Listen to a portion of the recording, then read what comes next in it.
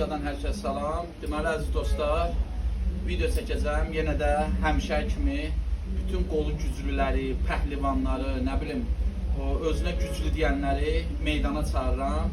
Yəni güc idmanına aid, güc idmanına məşğul olanları.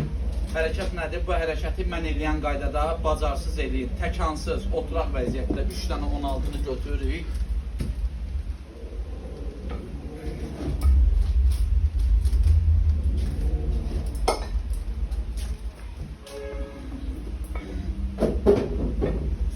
Təkansız 48 kilo edib.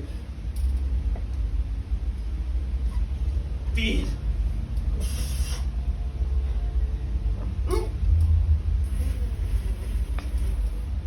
2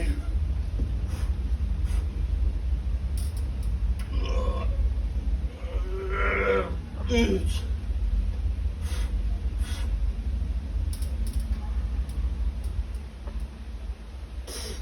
4 bir dakika.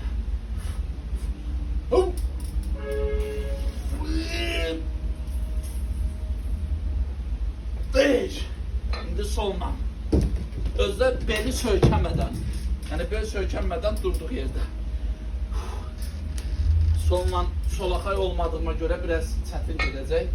Bir dəfə eləsəm böyük bir şey.